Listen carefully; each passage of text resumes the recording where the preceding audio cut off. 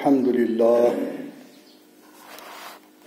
لله الذي نحمده ونستعينه ونستغفره ونعوذ بالله من شرور أنفسنا ومن سيئات أعمالنا من يهده الله فلا مضل له ومن يضلله فلا هادي له ونشهد أن لا إله إلا الله ونشهد أن سيدنا وسندنا ومرشدنا ومولانا محمدا عبده ورسوله بأرسل حق بشيرا ونذيرا وداعا إلى الله بإذنه وسراجا منيرا أما بعد فإن خير الحديث كتاب الله وخير الهدي هدي محمد صلى الله عليه وسلم وشر الأمور محدثاتها وكل محدثات بدعة وكل بدعة ضلالة وكل ضلالة في النار. قال الله تبارك تعالى في كتاب الحميد وفرقان العظيم فاستعوذ بالله السميع العليم من الشيطان الرجيم بسم الله الرحمن الرحيم. وَلَقَدْ بَعَثْنَا فِي كُلِّ أُمَّةٍ رَسُولًا أَنْ يَعْبُدُوا اللَّهَ وَاجْتَنِبُوا الطَّاغُوتَ. اللهم صل على محمد وعلى آل محمد كما صليت على إبراهيم وعلى آل إبراهيم إنك حميد مجيد. اللهم بارك على محمد وعلى آل محمد كما باركت على إبراهيم وعلى آل إبراهيم إنك حميد مجيد. رب اشرح لي صدري ويسر لي أمري واحلل عقدة من لساني يفقهوا قولي. رب زدنا علما سبحانك لا علم لنا إلا ما علمتنا إنك أنت العليم الحكيم. آمین یا رب العالمین. حمد و ثنا، تعریف، تسبیحات و تحمیدات مالک کل خالق کائنات وحدہ لا شریک رب کے لیے، جس کا کوئی شریک نہیں.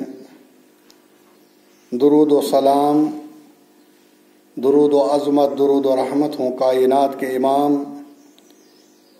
الانبیاء، محبوب کبریا حضرت محمد رسول اللہ صلی اللہ علیہ وسلم کی ذات اقدس پر، جنہیں اللہ رب العزت نے رحمت بنا کر بھیجا اور قرآن کے اندر اعلان فرمایا وما ارسلناک الا رحمتا للعالمین. حمد و ثنا، درود و سلام کے بعد اللہ رب العالمین اپنی رحمت میں جگہ دے صحابہ کرام کو، اولیاء کرام کو، علماء حق، جنہوں نے اس دین حق کو مینوان ہم تک پہنچایا. ہم ایک کتاب پڑھ رہے ہیں، کتاب توحید، شیخ الاسلام محمد التمیمی رحمہ اللہ کی، اور ہم پڑھ رہے تھے کہ اگر کوئی زہریلی چیز کاٹے یا کوئی بچہ ڈر جائے تو اس صورت میں رقیہ کرنے کی ضرورت ہے، جس کی اجازت کائنات کے امام حضرت محمد رسول اللہ صلی اللہ علیہ وسلم نے دی.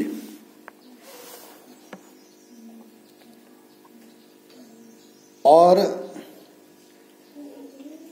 اس کا لحاظ، ان حدود کا لحاظ کیا جائے گا جو شریعت نے لگائی. اسلام وہ دین ہے جو محمد رسول اللہ صلی اللہ علیہ وسلم نے بتایا اور سکھایا، اسی طریقے پر ہم نے بھی اس پر عمل کرنا. اپنی طرف سے اس میں کچھ امینڈمنٹ کرنے کی حاجت نہیں. پھر یہ دین کے اندر تعریف ہے.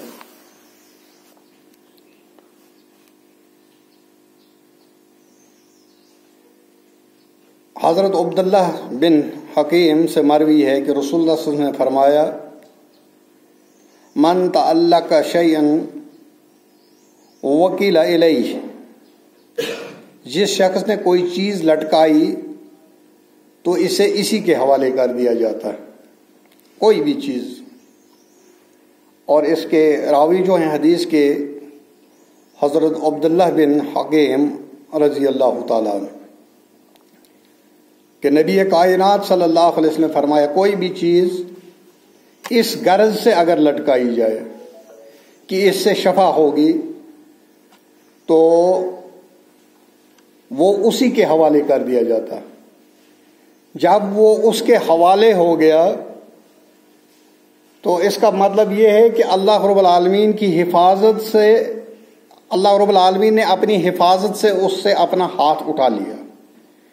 یعنی وہ اب اللہ کی حفاظت میں نہیں بلکہ اس چیز کی حوالے کر دیا جاتا ہے جو اس کے گلے میں، جو اس نے لٹکائی، اس لیے کہ مجھے اس سے فائدہ ہوگا. آپ دیکھیے جب کوئی مکان بناتا ہے تو مکان بنانے کے بعد اس کے سامنے دروازے پر ہانڈی ٹوٹی ہوئی لٹکا دیتا ہے یا جوتا لٹکا دیتا. تو اس سے اس کی مراد یہ ہوتی ہے کہ میرے مکان کو نقصان نہ پہنچے. یا اگر کوئی گاڑی لے آتا ہے تو گاڑی کو جوتا لٹکایا جاتا ہے تاکہ میری گاڑی کو نقصان نہ پہنچے، یہ نقصان سے محفوظ رہے. اگر ان عقل کے اندھوں کو یہ پتا ہو کہ اس گاڑی سے تیری جان جو ہے بہت قیمتی ہے تو اس کے لیے پھر ایک جوتی اپنے گلے میں بھی لٹکانی چاہیے. گاڑی تیرے جان سے قیمتی تو نہیں ہے، تیری جان جو ہے وہ گاڑی سے کئی درجے قیمتی ہے. لاکھوں گاڑیاں ایک طرف اور تیری جان ایک طرف، ایک انسان کی جان ایک طرف. اگر جوتا لٹکانے سے گاڑی کی حفاظت ہو جاتی ہے تو تیری کیوں نہیں ہوگی؟ پھر ایک جوتی اپنے گلے میں لٹکا دے. یہ عقل کے اندھے یہ نہیں جانتے کہ اللہ رب العالمین جس نے اس انسان کو پیدا کیا، کائنات کی ہر شے کو تخلیق کیا، پیدا کیا، وہی اس کی حفاظت کرنے والا، وہی اللہ اس کو نقصان بھی پہنچا سکتا ہے اور نقصان سے محفوظ رکھنے والا حضرت اللہ جل شانہ جل ذکرہ. کیونکہ نبی کریم صلی اللہ علیہ وسلم ایک حدیث کا مفہوم ہے، فرمایا صحابی سے، میرے صحابی، میرے یار، میرے دوست، جو چیز تیرے قسمت میں اللہ رب العالمین نے لکھ دی ہوگی، پوری کائنات کے لوگ ایک طرف ہو جائیں کہ آپ کو وہ چیز نہ ملے، وہ آپ کو مل کر رہے گی کیونکہ اللہ نے فیصلہ کیا ہے، اللہ رب العالمین نے وہ تیرے مقدر میں لکھ دی ہے. اور اگر پوری کائنات کے لوگ تجھے کوئی چیز دینا چاہیں لیکن اللہ نہ دینا چاہے، اللہ رب العالمین وہ چیز آپ کو عطا نہ کرنا چاہتا ہو، پوری کائنات کے لوگ اس چیز کو آپ کو عطا کرنے کی کوشش کریں، وہ آپ کو عطا نہیں کر سکتے. یہ ایک انسان کا ایمان ہونا چاہیے. خاص طور پر اس جھاڑ و پھونک کے اس مرض میں جو ہے زیادہ تر عورتیں، ہماری مائیں بہنیں زیادہ اس میں دھوکہ کھا جاتی ہیں. بچہ ڈر گیا تو دوڑ جاتی ہیں. اب یہ پتہ ہی نہیں ہے، اس نے وہ بتی بنا کر دے دی. کبھی حکم دیا جاتا ہے ان کو جلاؤ آگ میں، اور اگر اس تعویذ پر اللہ کا قرآن لکھا ہے تو کیا یہ پھر جلانے کے لیے اس سے دھواں لگانا ہے بچے کو تو وہ ٹھیک ہو جائے گا؟ قطعاً وہ ٹھیک نہیں ہو سکتا. جس چیز میں اللہ کی نافرمانی ہو، جس عمل میں محمد رسول اللہ صلی اللہ علیہ وسلم کی نافرمانی ہو، اس سے کسی کو شفا نہیں پہنچ سکتی. الٹا اس کو عذاب دیا جائے گا، الٹا وہ وہم میں مبتلا ہو جائے گا، بیماریوں کے اندر مبتلا ہو جائے گا. کسی بھی صورت میں ایک انسان، خاص کر ایک مسلمان، کسی بھی صورت میں ایسی چیز اپنے گلے میں نہ لٹکائے جس کے لیے شریعت نے منع کیا ہو. اب جھاڑ پھونک یہ جائز ہے، منتر لگانا جس کو ہم کہتے ہیں دیسی زبان میں، منتر لگانا جائز ہے، لیکن اللہ کے بندے منتر لگاؤ، اللہ کے کلام کو پڑھ کر منتر لگاؤ، خاص کر سورہ شفا، سورہ فاتحہ کو پڑھ کر جب منتر لگاؤ گے انشاءاللہ العزیز آپ کا ڈرا ہوا بچہ وہ ایک دم ٹھیک ہو جائے گا، اس کا ڈر دور ہو جائے گا، اس کا خوف دور ہو جائے گا۔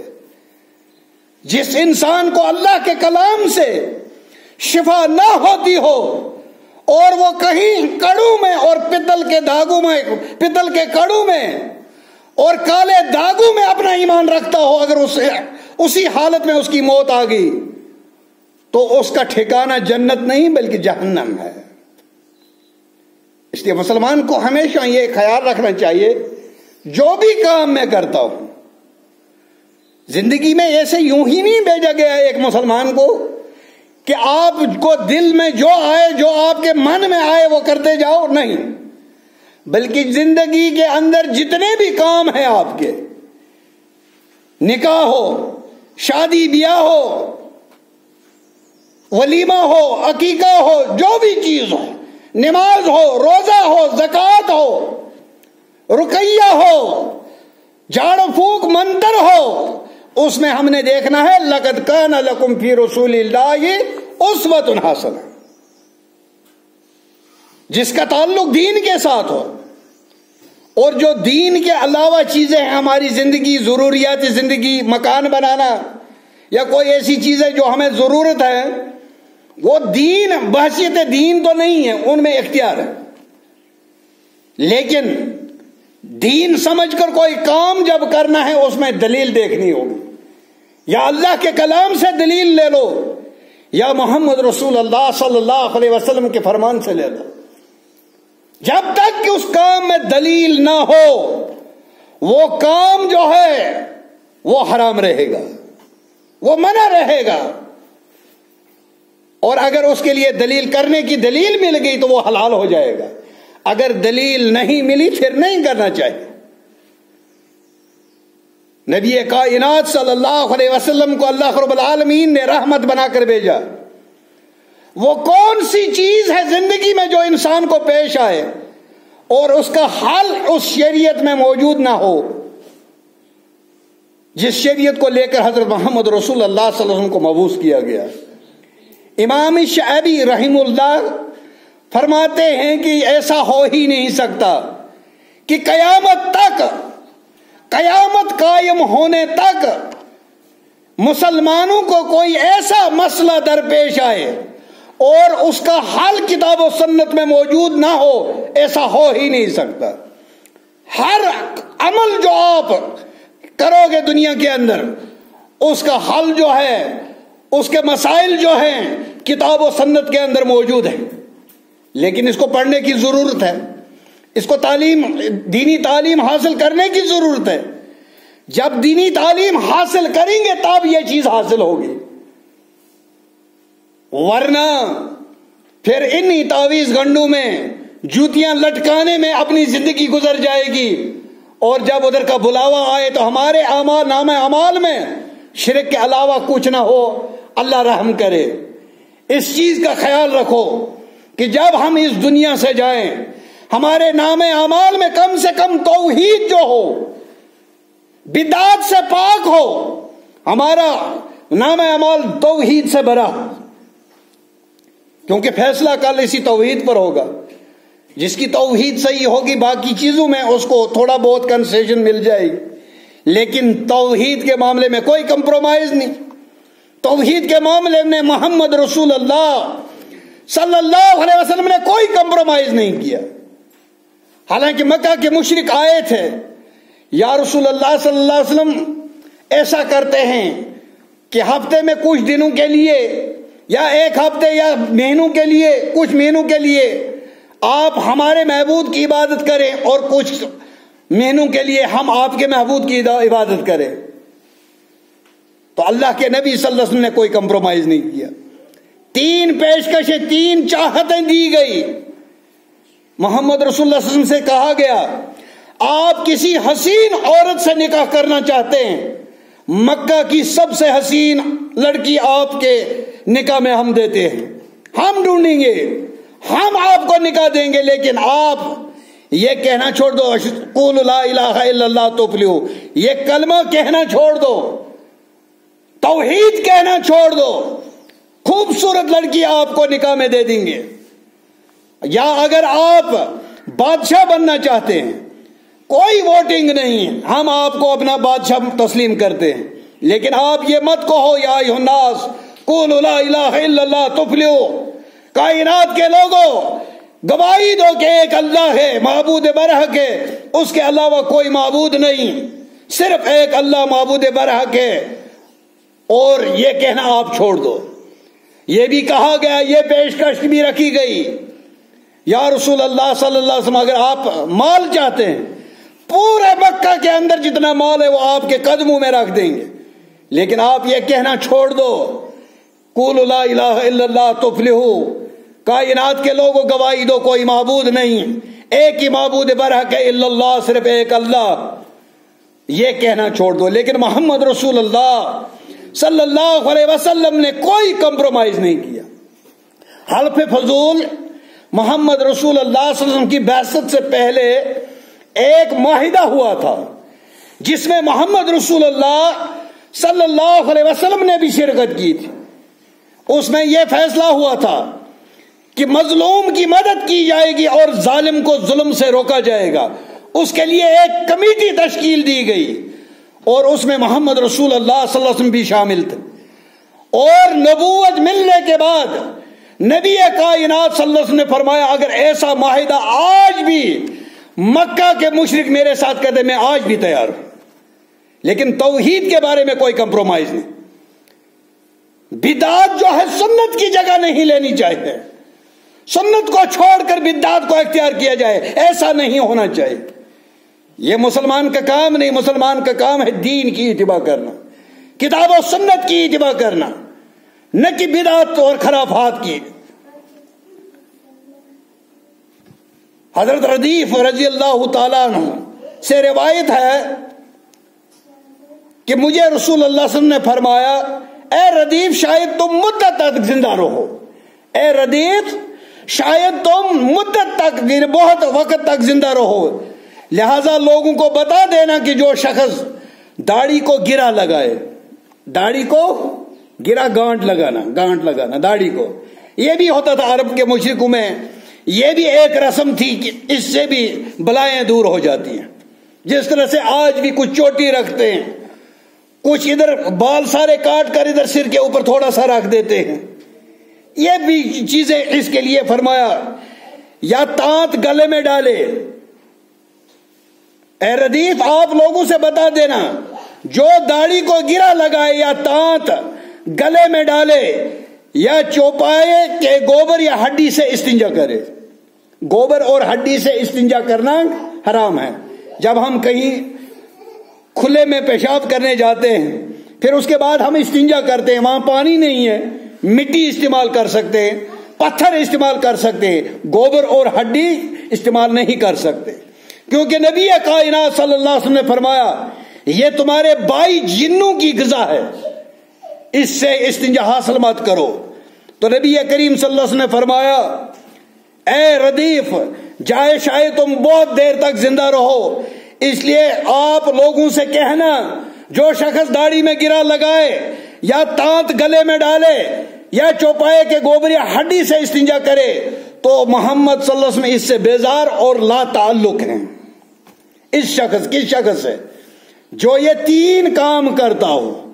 پہلا کام داڑھی میں گرا لگانا یا گلے میں گانٹ لگا کر دھاگا ڈالنا، یہ بھی اس میں آتا ہے، یہ سب چیزیں اس میں آتی ہیں۔ یا تعویذ کو اٹھا کر کبھی کمر میں، یہ اس میں بازو میں باندھ لیتے ہیں، کبھی کمر میں باندھ لیتے ہیں، کبھی گلے میں باندھ لیتے ہیں، تو یہ سب چیزیں اس میں آتی ہیں۔ اے ردیف رضی اللہ تعالی شاید آپ کی عمر لمبی ہو جائے تو آپ لوگوں سے یہ بتا دے رہے ہیں یہ چیزیں۔ پہلی چیز داڑھی کو گرا لگانا، تانت گلے میں لٹکانا، گوبر یا ہڈی سے استنجا کرنا۔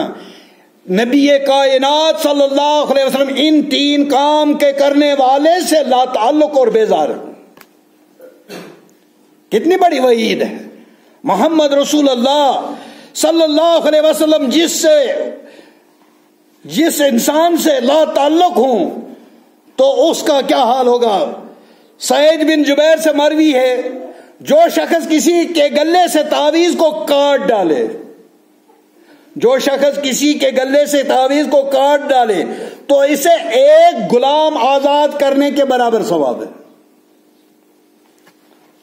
اب دیکھو، میں نے پچھلے جمعہ میں بھی آپ کو بتایا، سوشل میڈیا پر ایک تعویذ کو وائرل ہوا، اس پر یہ لکھا نمرود، شداد، حامان، فرعون، ابلیس اور وہ مسلمان کے گلے میں، اور اس کو کاٹنے والا جو اس کے گلے میں سے اس تعویذ کو کاٹ دے اس آدمی کو کتنا ثواب ہے؟ ایک غلام کو آزاد کرنے کا ثواب ہے.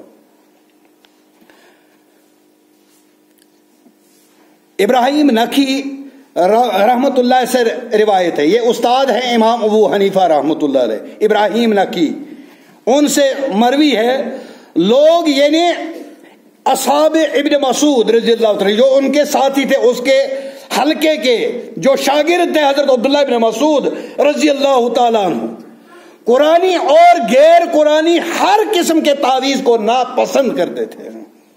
کون؟ حضرت عبداللہ ابن مسعود رضی اللہ تعالیٰ عنہ. ان چیزوں کو وہ منع بھی کرتے تھے اور ناپسند کرتے تھے اور حرام جانتے تھے، چاہے قرآن کی آیت لکھ کر گلے میں ڈال دی جائے یا اس کے بغیر. کچھ لوگوں کا کچھ علماء نے اس کے لیے جواز دیا ہے، لیکن انہوں نے شرط بھی رکھی ہے. اگر کسی نے قرآن کی آیت اپنے گلے میں تعویذ بنا کر لٹکا دی، اس کے لیے کچھ شرائط رکھی ہیں انہوں نے کہ جب آپ باتھ روم جاؤ گے اس کو باہر نکالنا ہے، جب آپ ایسا کمزور کام گندا کام کرو گے اس وقت اس کو نکال دینا ہے. ایسا ہو تو نہیں سکتا. اور خاص کر جو چھوٹا بچہ وہ اس کی احتیاط نہیں کر سکتا. تو اس لیے عبداللہ بن مسعود رضی اللہ تعالیٰ علماء سے بڑھ کر حضرت عبداللہ بن مسعود رضی اللہ تعالیٰ کیونکہ وہ نبی کائنات صلی اللہ علیہ وسلم کے شاگرد ہیں اور فقہاء صحابہ کے اندر بہت اونچا مقام ہے، وہ اس سے بیزار تھے جو انسان یہ تین کام کرتا ہے. اس سے کیا ثابت ہوا؟ اس سے کسی کے گلے میں باندھے ہوئی تعویذ کو کاٹ پھینکنے کا ثواب فضیلت معلوم ہوئی. ابراہیم نخعی رحمت اللہ علیہ کی بابت اہل علم کا مذکورہ بلا اختلاف کے منافی نہیں ہے، کیونکہ ان کے کلام سے حضرت عبداللہ بن مسعود کی شاگردی مراد ہے. تو یہ تھا جاڑو پھونک منتر جو ہم بچوں کو اگر ڈر جائیں، ڈر گیا بچہ ٹھیک ہے، محمد رسول اللہ صلی اللہ علیہ وسلم